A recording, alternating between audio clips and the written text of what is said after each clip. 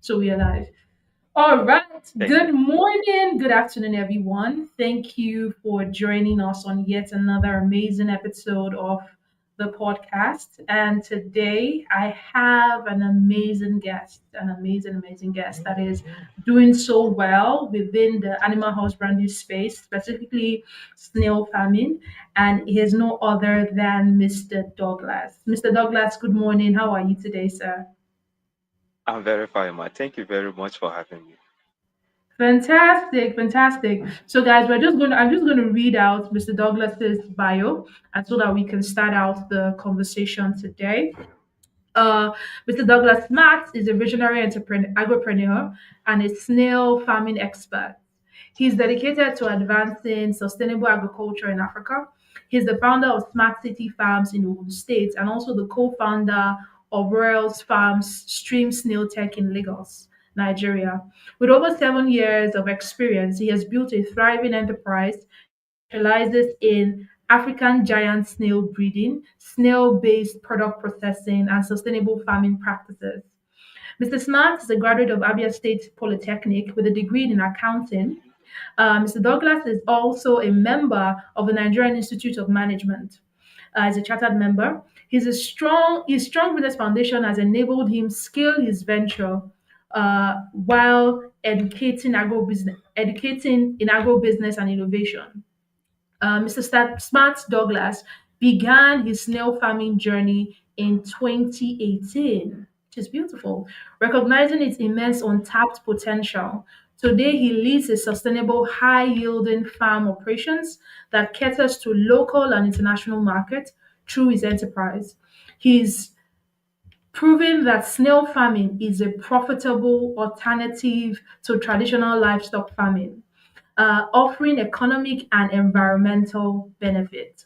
And more importantly, his mission is to demystify snail farming and equip more people with the tools for success, driving the future of sustainable agribusiness.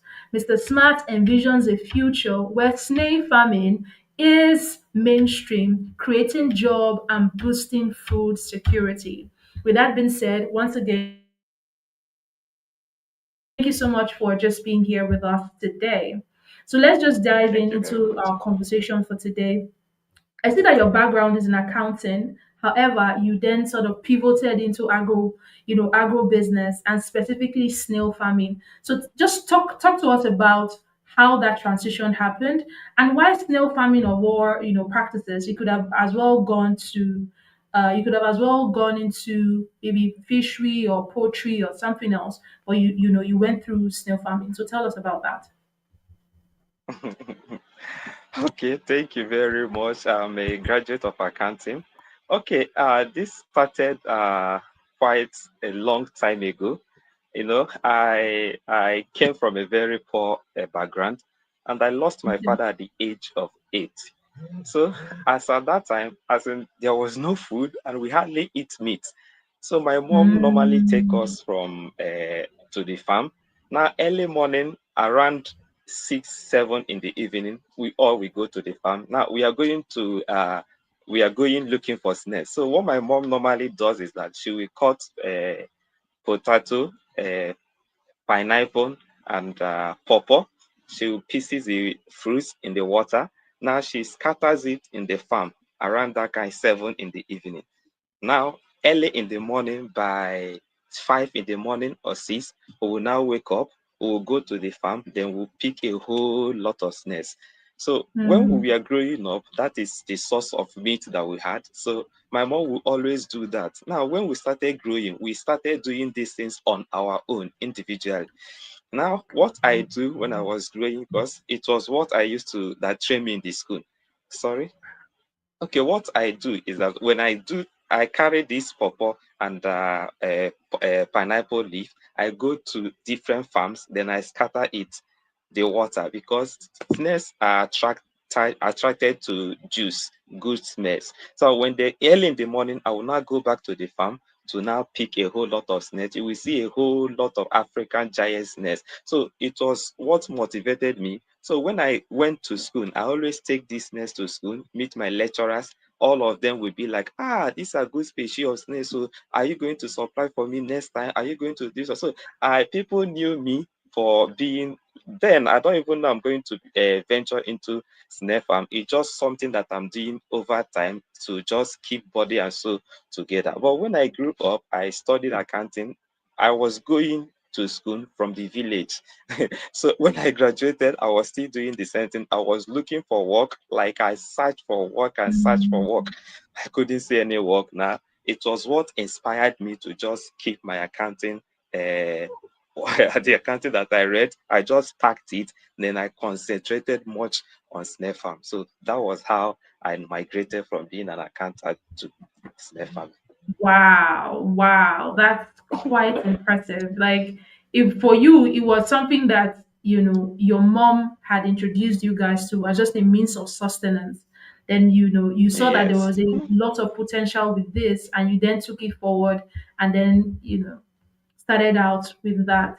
I like the fact that you said, oh, when you graduated, there was no job, and but you remember that you had always started something and you went back to it. Not everybody would sort of do that. They're like, oh, Yes. this might be beneath me, but that was not your own case. Okay, so my next question to you is, what are some of the biggest challenges that you faced when starting out, and how did you overcome them? Oh, Scaling it as a business, okay. just not Like, like regular. Yeah. thank you very much. Thank you very much. For some people, they would say that the challenge they had was finances. But in my case, it wasn't finance at all. In my case, it Mm, was people were labeling me a snail man. Like during my school days, people will call me Snail Man. Like everywhere, when they call Snail Man, I will turn. So I hated that name. I do not want anybody to call me Snail Man. So I was feeling stigmatized and down each time they call me mm, that name. So it was my biggest challenge. Even as at that time, I wanted to stop anything that has to do with snail. In fact, I really stopped. Seriously, I stopped. I got a work in a filling station just after I have graduated. Now, it was my course mate and my friend that used to call me that name. So when I graduated, I stopped hearing that's them and name, but it was still inside of me. I really wanted to stop it. So I now got a job in a filling station. Now, what happened is that I worked there for like 8 months. Before then, I used to have money because a lot of people will now call me, do you have snares? Do you have snares? I say no. And in filling station, you always switch your phone off. So I wasn't yeah. getting, people were not calling me like before because I wasn't accessible. Then over time, I stopped getting the contact. Nobody was calling me. And the challenge is that the money they are paying me is nothing and they are taking a whole lot of time. So I now realize, this is actually what I cannot do. I cannot stay in these feelings because I know how much I am making. I've not started farming snail yet, so I'm just picking them from the farm. Now I know how much I'm making Mm, from there. So I now say, oh, it's actually better that the people call me snail farm, snail man, than working in this station and not making mm, anything. So I had to resign that job and now concentrate. Now I find out that I now change my mindset. Like when people now call me snail farm, I see it as though they are marketing me for free. I've been in some yes. occasion where where people will be like, "Oh, snail man, how are you?" Then another person will be like, Are you doing snail farm?" I say yes. Oh, they say I love snail. Can you supply to me? So it becomes an advantage for me. So over time, I changed my mindset concerning that. So when someone call me snail man, I see it like I'm really popular. So it was that was the challenges I was having as at that time. So I conquered it by changing my mindset. And another challenge I had was where to stock the snares because when I pick a whole lot of Mm, snares from the farm, stocking it becomes a challenge because I do not know that you can actually build a pen for snares, a place you can mm, actually train the snare. I do not know all those things. So it was when I started making research, going to YouTube, watching YouTube video, and I knew, oh, so I can actually build a pen for this snares. That was how I now started building a house. I started with a concrete pen, then I now wow. sorry Yeah, with yeah, wooden yeah. pen before I now increase it to concrete pen. That was how I was able to save a whole lot of snails, because they were dying because overcrowding was taking place. Heat was killing them because I was having challenge of stocking them. So that was how I really overcome these challenges. So for you, the major challenge you had was the mindset, like, oh, you didn't want to be associated with that at the beginning.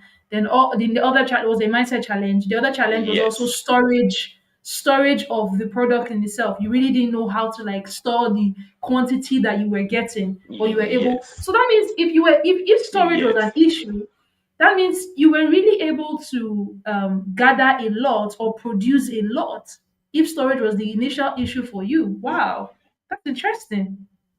Yes, because over time, when you notice that when you sprinkle this juice water in a particular farm, you gather a lot. It means that when you sprinkle in a whole lot of farms, you don't we have to enter bike and go some different places to do these things. So early morning during rainy season, you must see a whole lot of snake coming to do what eat. So even till date, I Mm. still do this. Once it starts raining now, you will not see me in Ogun State. I will travel to the east. So that was how we do it. Wow, wow. So, so my follow up question to that is, looking back at your journey, what are the key Mm, lessons you've learned that have sort of shaped your approach to agribusiness? Just looking okay. back at your journey. Okay, one of the key lessons I've learned is that in snail farming, serious, it will teach you patience. Like as a snail farmer, you must be Mm, patient. So I've learned how to be patient, because when it comes to snail farming, is not a fast growing animal. It takes a lot of time. So I had to learn how to be patient, how to grow this things with mm, patience. So and another thing I've learned over time is continuous learning. Like you have to continue learning, even you can't stop learning, right? Like sometimes you will have challenges, you don't know how they are coming about. You have to go online to look for a solution. You have to go to YouTube. And I have some other people like Mr. Tokumbo, the founder of Extreme Snail Tech. So they are experts. So when you associate yourself with these people, you see that you learn, you expand. So and again, it's sustainability when it comes to because some people think that snail farming is all about profit. Let's go and make profit. Let's go. No, it's not just mm, about profit. It's about sustainability. Yes, ma. mm. That's what it has taught me over time. Fantastic. So, over time for you, you have seen the importance of being a continuous learner and also thinking the big Yes. picture of sustainability, not just a one-time thing in terms of your earnings or your Mm-hmm. ability to produce more, but also think about how Mm-hmm. can I sustainably do this for a long period of time. That's really good. Many people still see snail farming as they don't see it as like a serious business. When you think of like, oh, if you're thinking fishery, you're thinking poultry or like piggery. Some people don't still think of it as a serious business. Can you serious in terms of profitability? Can you explain why it is profitable and a sustainable venture? Why snail farming is a profitable and sustainable venture? Okay, I would say why it's profitable and sustainable venture is because in snail farm we have a huge demand. Like the demand in snail farm is very huge, but the supply is actually few. That is why snail meat is costly. It's because not many people farm snails. They prefer fish because the thing is that information is power. They don't have this information, so you will not do what you don't know. So there is high demand in snail farming. The profitability is very high because it's just few hands that are into snail farming. And people in the diaspora, they like I have someone that called me last week. The person needed 800 pieces of jumbo size snails, jumbo size. And this jumbo size, as of today, is sold for 4,200. One A jumbo size piece. snail. Okay, imagine the person is saying, yes, yes, if that the big size of it. So Yeah, the just demand one. for it is very high, and the supply is few. And again is that Mm. low cost. I will call low cost and okay. Yes, one jumbo size nest. We have different size, but the biggest size of African marginata snares is 2,000, sorry, 4,200. As of last week, it was 3,800. Now we sell 20 pieces of it, 20 pieces, that 102,000 for 20 pieces of snares. So you see how profitable it is. And in terms of costs, you see that snail feed on readily available plants. They feed on water leaf. They feed on bitter leaf. So it's not like fish where you go to, like, fish feed is very costly now. But when it comes to feed snail feed, you feed your snails with things that you see on a daily basis. You don't spend much money to go feed your snails. So that is why I say it's a very profitable business for someone to venture into. Yeah, and they are environmentally friendly. Like they don't smell now. Yes, they don't smell, they don't make noise. So is something anybody can do. So I would actually say it's a highly profitable business for anybody to venture into. That's really good. Really, really good. Okay, so what would you say are like the initial requirements if a person wants to start out like a snail farm? Is it like land, capital, materials, and how realistic is it for somebody to be able to scale this business? What is like the initial requirements if the person wants to start out? Okay, if anyone wants to start, the first thing you're going to be looking at for is a land. Yes, you must get a land, but a land is for people that wants to go big. Like, anyone can start snail farm even at your backyard. So for you to start, let me not say land. If you want to start, you must use land. But for those that wants to start little, you can get a space at your backyard, even in your corridor. I've taught people over time. I see some of my students that started their snail farm on their corridor. So with 10 feet by 10 feet length and 10 feet width pen, you can actually start with 100 pieces of snails. Yes, and one snare is sold at, for point of lay, is sold at 450 naira. So when you get a place, what you will do is to construct your pen. Now, construction of pen does not cost much. With 30 to 70,000 naira, you will be able to construct a pen that will contain at least 100 pieces of snares. Now, these 100 pieces of snares, depending on the species that you stock, one of these snares will be able to give you 1,200 eggs in a year. So, and selection of breed also. Hello, are you with me? Yes, that's a lot. I'm here. When you said 1,200 a year, I was like, that's a lot. Okay, so 1,200 one eggs breed a of year. I species was like, will that's a give you. lot.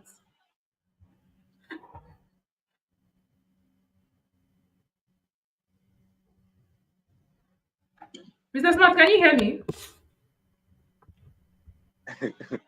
Yes, this is exactly how profitable.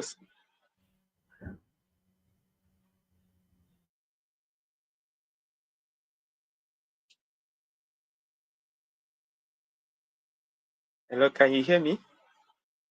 Yes, I can. Okay, so one species of snail, Achantina marginata folica, we have different species of snail. We have Achantina marginata suturalis, we have Achantina marginata ovum, we have Achantina folica. So depending on the species of snail that you want to go for, each of these species, there are one that will give you 70 eggs, there are one that will give you 1,200. So as time goes on, I will be telling you the I see is part of the question, the best species of snail for anyone that would want to be going into snail farm to go for. Thank you. Fantastic. I was just very intrigued to hear that number, like 1,200 annually. And so that's like over 100 eggs in a month if we are to spread it across 12 months, Mm, right? yes, Is there any that is if mortality you're going rate? for Because even Argentina, of with course. birds, there's mortality rates. Is there mortality rates? Do some die? Yes, yes. There is mortality rate. At least be looking at 20% mortality rate at least. Okay, still die. Oh wow, 20%. It's still fair. Sounds Mhm. fair. That means you still get 80 out of 100. Yes, Give or take. yes. That's fair. Oh wow. But how long does it take to grow into a size that can be sold? Like how many months? Okay, it takes for it to reach to marketable size, it takes one Yes. year. Now you just know that you can eat your snails at any time. You can eat it as at 4 months, 5 months, 6 months, 7 months. But the bigger the snails, the higher the price. Now, if you want the snails to get to jumbo size, it's 1 year and 6 months and above.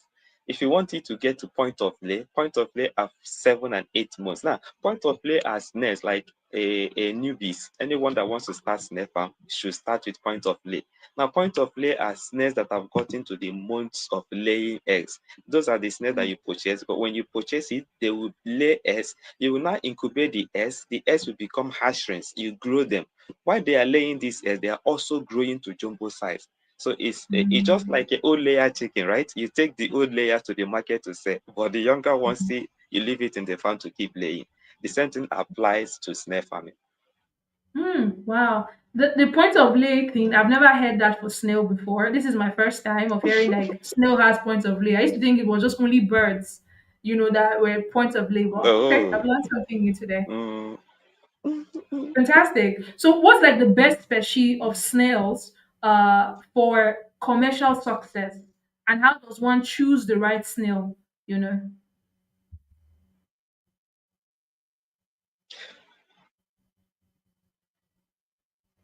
okay, the best species as a farmer, like before you select any species of snake, there are things you're going to be looking out for. First, you're going to be asking yourself if I'm doing this business of snake farming for commercial purpose. Am I doing it to sell it, or am I doing it for household use? If it is for commercial purpose, you'll be going for Argentina marginata species. Now, Argentina marginata two different types. We have oven, we have suturalis, and these are very good species to farm. Now, the way to go for it is that why I always suggest people go for Argentina marginata, uh, oven, or suturalis is because they grow faster, right? But other species of snail like Argentina and Argentina folica, they don't grow faster and they are smaller in size. So when we say jumbo size, the jumbo size Argentina marginata oven, the meat is very sweet and the meat is strong and they grow faster. So Argentina marginata suturalis are oven are the best species of snails to go for as a commercial farmer. Wow. Wow, that's really beautiful. So is there like an ideal environment that you have to keep them? Does it have to be moist? Does it have to be hot? Does it have to be airy? Like what's is there like an ideal environment to practice snail farming?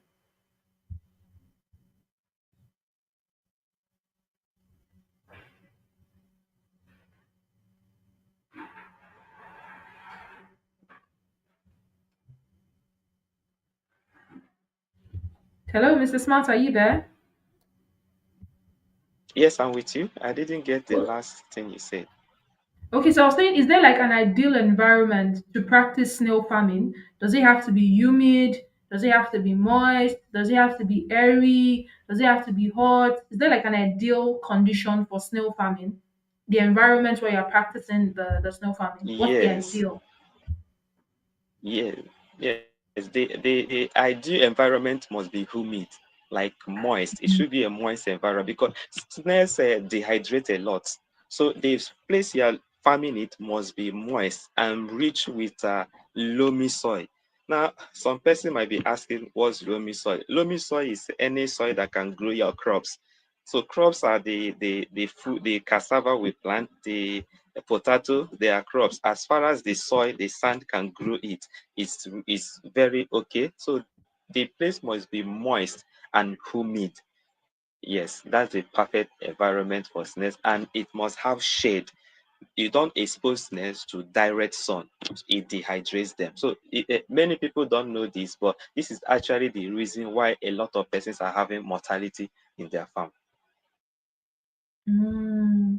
So too much exposure to like harsh conditions like sun and not having the pen moist can result to mortality rates. Wow. Okay. All right. I'm thinking he's having a bit of network glitch, or he should be back in no time. But I trust that you're learning a couple of things from this interaction today. Personally, I didn't know that for snails that you needed. Personally, I didn't know that for snails that you needed to um, sort of there's like a point of lay thing going on. I used to just think that point of lay was just for birds. It's just good, quite good to just hear that. There's also that phenomenon of point of lay for snails as well. So guys, just please bear with us. Mr. Smart should be back in no time. And so here's like the very interesting story about having Mr. Douglas back. Okay, so he's here. He's here. Yay. I'm thinking he's having like a bit of network glitch. Welcome back, Mr. Smart. Welcome, welcome, welcome. Can you hear me? Oh, but I can't hear you. No, I can't hear you.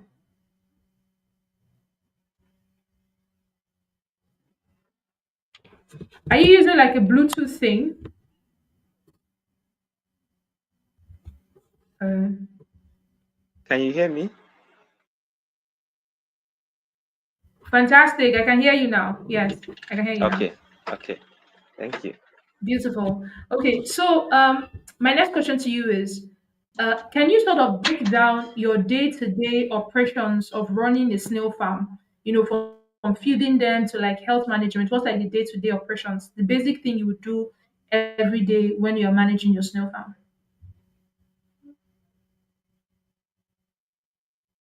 Um, I think there's a bit of network glitch again.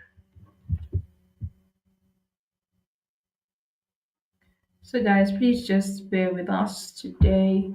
Please bear with us. I think he's having a bit of network glitch, but he should be back in no time. And interesting thing about Mr. Smart is he's just like a very committed person. So he should be here. Hi, can you hear me now? Yes, I can hear you. Can you hear me? Fantastic. Yes, loud and clear. I was saying to you, can you sort of walk us through, like break down your day-to-day operations as regards running your snail farm?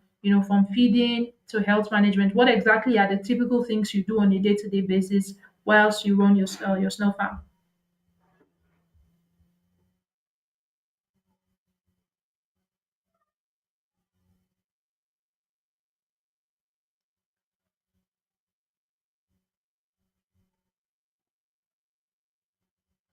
I'm thinking that it's the network situation. So guys, please just bear with us. Mr. Smart should be back in no time. Should be back. Oh, I don't know why network is like this. Okay, you're back now. Okay, can you hear me? Yes, I can hear you. Did you hear the last question I asked? No, please come again. Okay, so I said, can you walk us through like your day-to-day routine on the farm, like from the start of your day to like maybe feeding the snails, health management. What are like the basic things you do on a day-to-day basis on your snail farm? Okay, one is feeding the snails. When you feed the snails in the evening, in the morning, you have to remove the remnants, the leftovers. So after removing the leftovers, what else you will do is to what? Moisture, water the pen and make sure that the snails are watered. Like I said before, snails are grown in a moist and humid environment. So after that, what you have to do is that to also moist the mulching materials. Now, mulching materials are the dry plantain leaves because snails love hiding a lot.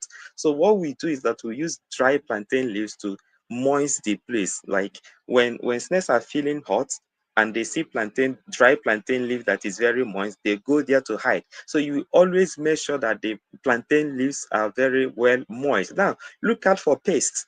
Now, because of the feed you fed them, it's possible that ants or flies must have find his or her way into the pen. Now you look for those things and see if there is any pest. If there is none, good. If there is no, then it's okay. So you remove the ants, you remove the flies, then you cover the pen. Now, when it comes to health management, you now check if there is any broken shell, if the snares has broken shell. Because when you see any shell that has any snare that has broken shell, it means that these snares are lacking calcium. Now, it's very important that you, as at that time, you start providing your snares with calcium. Now, if you see the ones that are not active, they are not moving the way they are supposed to move, and you notice that this snare did not like it is not moving, you are going to be removing them and keeping them in a different place for a treatment. That is what we do on a daily basis. And finally, you should be looking out for eggs, because snail lay a lot of eggs. When they lay these eggs, you will not be the one to take out these eggs and incubate it differently. Because when you leave it to the pen, the snails will crawl on it and it will get broken. And it's very important also recording, because a lot of persons are doing snail and they don't even record anything. They don't know how many snails they have. They don't even know how many that have died. So it's very important that you record on a daily basis. They don't even know the hash rates, how many they are. So recording is also a very part of snail farming business. Thank you. Wow, wow, that's really good. Who would have thought that in snail farming, there's that lot of processes that goes into it? No one, I personally, I wouldn't think that. But thank you so much for just sharing that with us. So now we've talked about how to sort of set up the farm. We've talked about the basic things that can be done on a day-to-day basis. So what should farmers do to help increase their production and maximize their yield? So just walk us through what you advise a snail farmer to do to increase production and maximize their yield.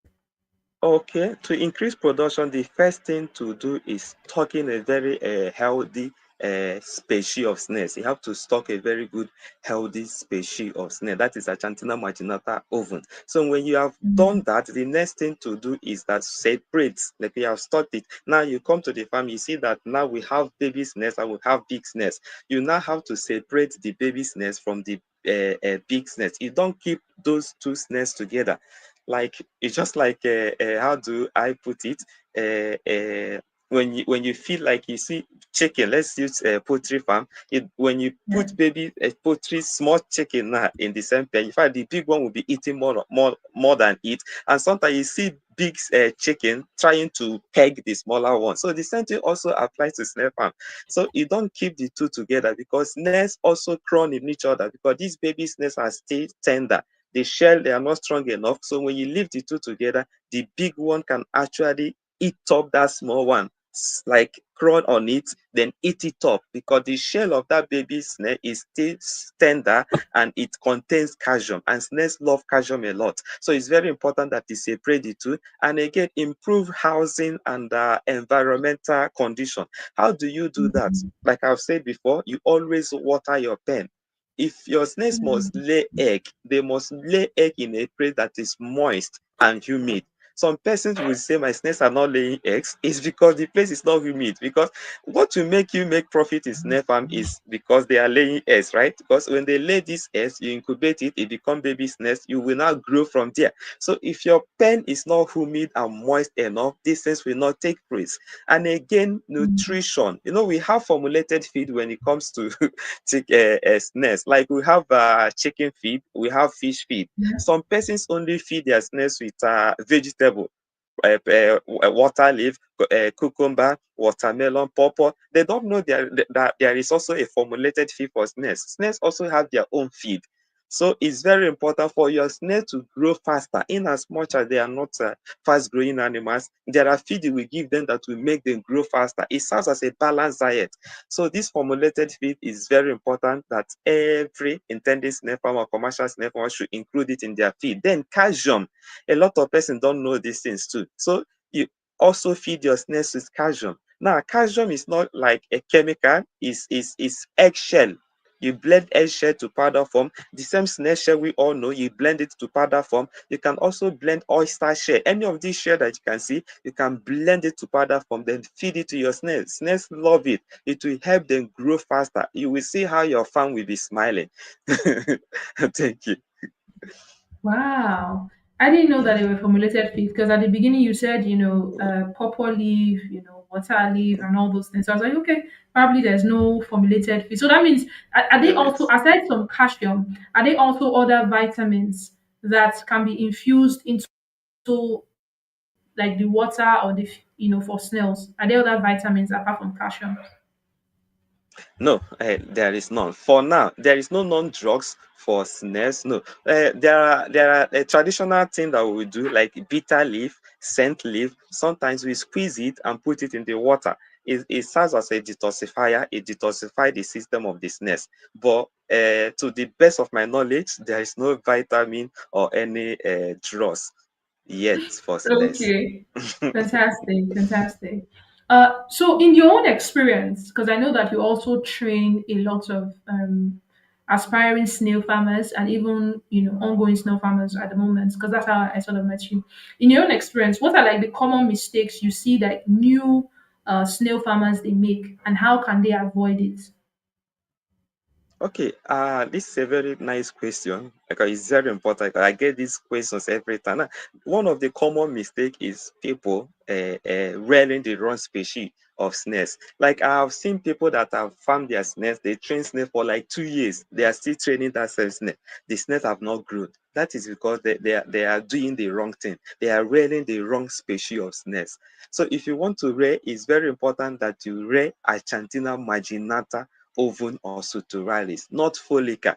Now, folica multiply a lot, but they don't grow. It's something that you do for household use because they don't grow. They are very small. Nobody will buy it. It's just like during Christmas time, we'll go to buy a Greek fowl. Nobody will go to buy a native fowl, right? So the same No. thing applies to snail farm. So these are mistakes people make. They don't go for the right species, and it's a problem. And another thing is poor housing and management. I have seen students over time now you tell them to always feed their snails, then make the pen moist. Now they make it waterlogged. Instead of moist, you see water everywhere. Mm. The same way, the snails will now drown because everywhere is dirty, like waterlogged instead of moist. It's a mistake like these people are making. Another mistake is on marketing. Now, some persons are now starting snail farm. They don't even know how to market it. You don't even know who are your buyers. Like you just start because you see that someone else is doing well. You just enter. Like I have a lot of farm that I'm helping them market their snails. Now, it's also an advantage to me because there is no way. Like I have a lot of orders that I'm not able to cover Meat. because others are Yeah. coming because of the position I occupy online. I have a lot of orders. But some persons they don't even know how to market their snake. They grow and grow and grow. They now start, and it will make you if you're supposed to sell your jumbo size for 4,200. You see, I will be pricing it 2,400 or 2,500. It's because you don't know the market. You see, those are the mistakes Mm. that people are making, and they are still making it to now. And like I said before, people don't know about formulated feed. They don't know about calcium. They just know, oh, they eat fruits and vegetables. They just keep feeding them fruit and vegetable. It does not contain the full balanced diet that the snails need to grow. So, and again, before I forget, recording, like I have students that they don't even know how many snails they have. They don't know. They just, oh, I'm training it. And when someone come to your farm and take 20 pieces of snails, you don't know. So you see, you're not doing business. So you handle your snail farm business as a normal day-to-day business. Another challenge people are having is this. They now go to employ someone that have knowledge of snare farm while them also do not have that knowledge. In snare Mm. farming, it's very important that you know what you, even when you want to employ someone, know that you also know it. It's not like other businesses where you set it up and let any someone else manage it. It does not work this way in snare farm. Finally, some people will now set up their snare farm and now expose it to direct sun. Anything that has to do with direct sun, it will dehydrate snails. Once snails are dehydrated, what will happen is that they will die. So these are the mistakes I've made over time. Now I've learned, and I wouldn't want people to make that same mistake. Thank you. Wow, wow. You spoke very well about the challenges. And one of the integral one that you highlighted, which is also leading to my next question, is about the market. Who are like the biggest buyers and the markets for snails? Is it like local consumers restaurants, exports, or cosmetic companies who are like the biggest buyers for markets? And how can people get to access those markets? Okay, the biggest market for snails are exporters and Mm, restaurants. Yes, like a huge number of people in diaspora, they keep requesting for snails, and there are no way you are going to reach these people if you are not online. Like life has gone digital, right? So you mm, must also learn to also master the internet. So these are yeah, the only way you are going to reach out to these people. Like I'm able to reach out to a lot of persons, even like people that they have not seen me before. They kept calling me, I need this thing, I need this thing, I need this thing, I need snail. So the biggest market we have right now is exporters and restaurants. Local consumers also purchase snails, but you can't compare it to people that are not yeah. living in Nigeria, the diasporas. Thank you. Yeah, very true. And speaking about just mastering online, guys, I have not met Mr. Smart in person. It was online. I participated to be one in his class, and I reached out to him. I was like, "Oh, sure, I'll definitely come on the podcast and speak." So there's so much power in leveraging the digital space. There's so much power in just leveraging that. Okay, so my next question to you is, how do you see the snail farming, business evolving in Nigeria in the next 5 to 10 years? What do you think about the snail farming business? Do you think it's going to grow? Do you think it's going to, be the way it is? What are your thoughts about that?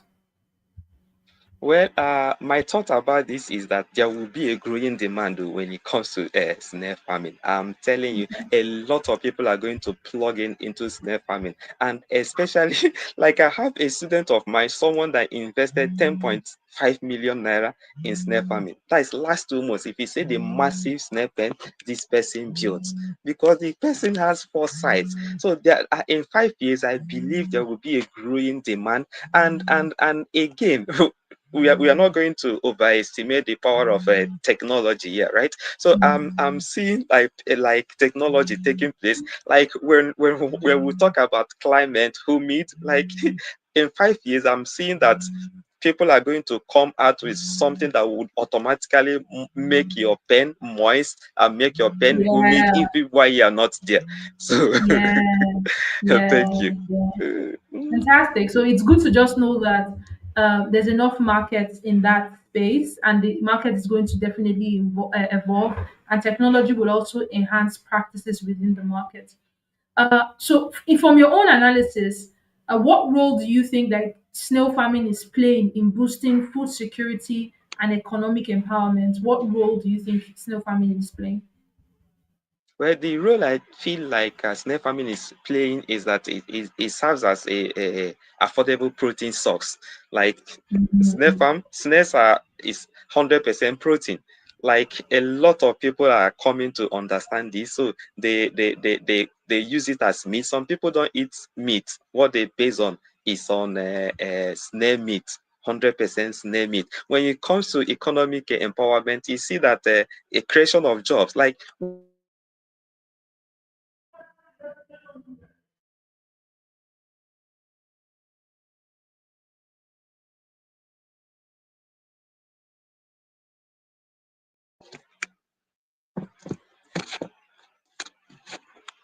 are you with me?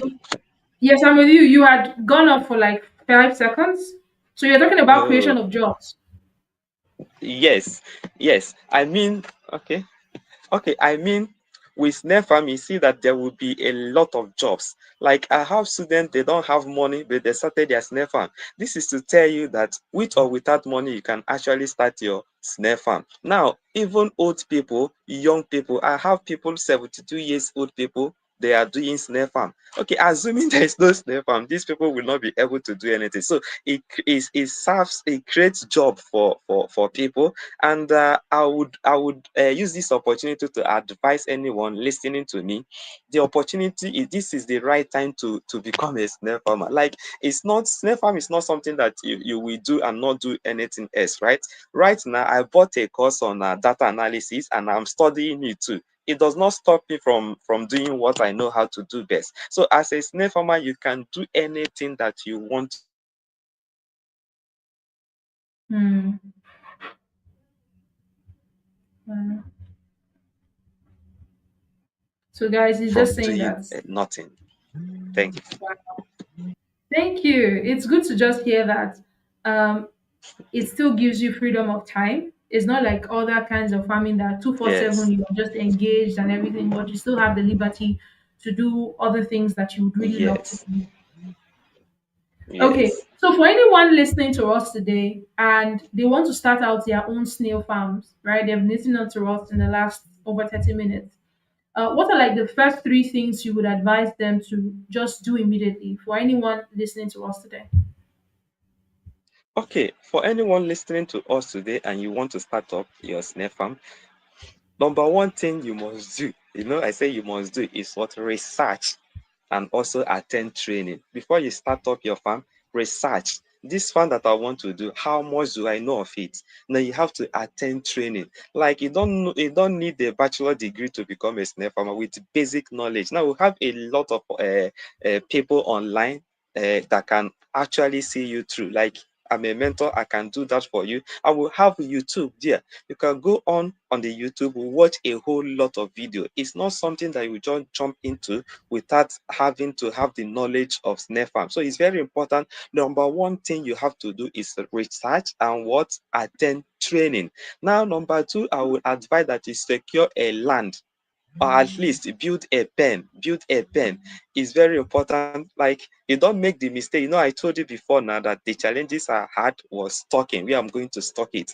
Now it's Yes. very important to also find a place and secure a land, or build your pen at the backyard of your house. So it's not something that you just you don't have plans or what you want to do, then you don't jump in. It does not work that way. And again, finally, get a quality species of snails. It's very important. So like, if you are farming the wrong species, you find out that you will be wasting a whole lot of time, you'll be wasting a whole lot of energy, probably money. So that's why you're going to be going for good species of snails. Okay, I said finally, but this one is very important. Recording. You must be able to record the growth of your farm. You don't make this mistake. In snare farm, you handle it like any other business. Thank you. Fantastic. And this takes me to my very last question. You talked about the very important thing about learning and training. So, currently, do you have any training or program or mentorship opportunity for anybody listening on this call that want to go into snow farming based off of this our conversation today? And how can they best connect with you?